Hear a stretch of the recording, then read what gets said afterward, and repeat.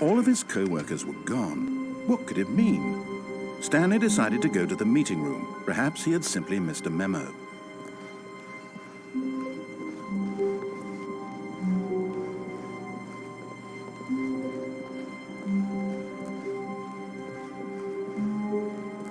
When Stanley came to a set of 2 open doors, he entered the door on his left.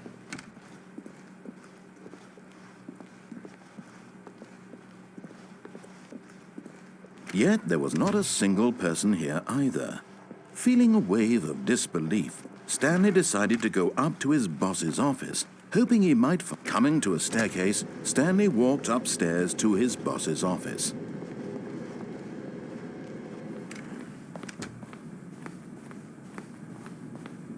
Stepping into his manager's office, Stanley was once again stunned to discover not an indication of any human life. Shocked, unraveled, Stanley wondered in disbelief who orchestrated this. What dark secret was being held from him? What he could not have known was that the keypad behind the boss's desk guarded the terrible truth that his boss had been keeping from him. And so the boss had assigned it an extra secret PIN number, 2845. But of course, Stanley couldn't possibly have known this. Yet incredibly, by simply pushing random buttons on the keypad, Stanley happened to input the correct code by sheer luck. Amazing. He stepped into the newly opened passageway.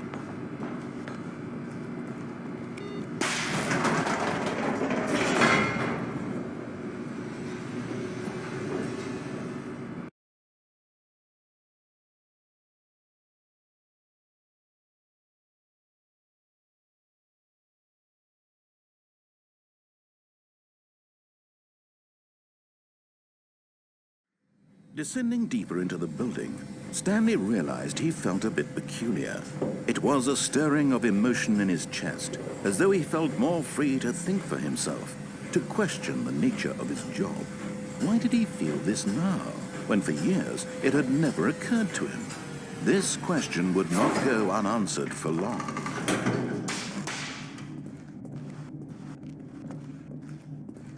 Stanley walked straight ahead through the large door that read Mind Control Facility.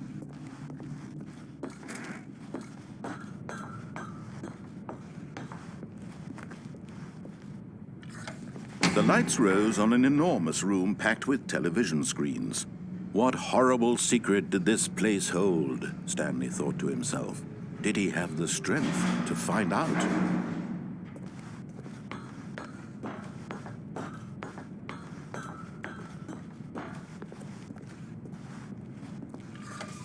Now the monitors jumped to life, their true nature revealed. Each bore the number of an employee in the building, Stanley's co-workers.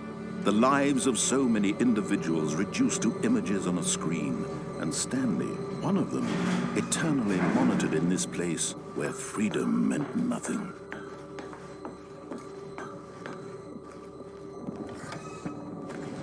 This mind control facility, it was too horrible to believe. It couldn't be true. Had Stanley really been under someone's control all this time? Was this the only reason he was happy with his boring job? That his emotions had been manipulated to accept it blindly? No, he refused to believe it. He couldn't accept it. His own life in someone else's control? Never! It was unthinkable, wasn't it? Was it even possible? Had he truly spent his entire life utterly blind to the world? But here was the proof, the heart of the operation. Controls labeled with emotions, happy or sad or content, walking, eating, working, all of it monitored and commanded from this very place. And as the cold reality of his past began to sink in, Stanley decided that this machinery would never again exert its terrible power over another human life, for he would dismantle the controls once and for all.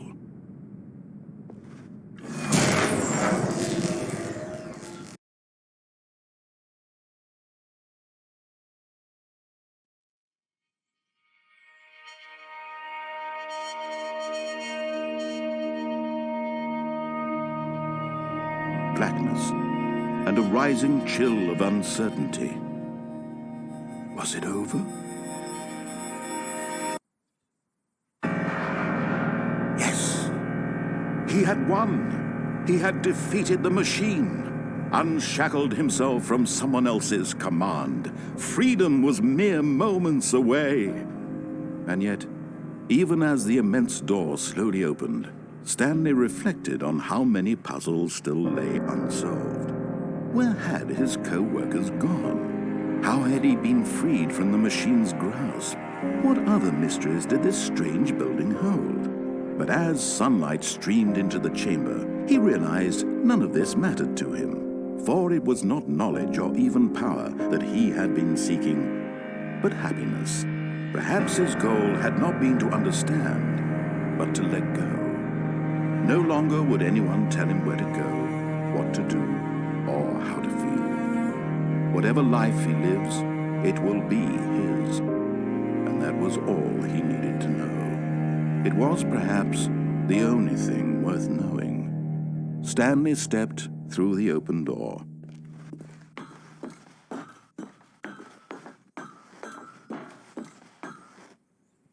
Stanley felt the cool breeze upon his skin, the feeling of liberation, the immense possibility of the new path before him. This was exactly the way, right now, that things were meant to happen. And Stanley was happy.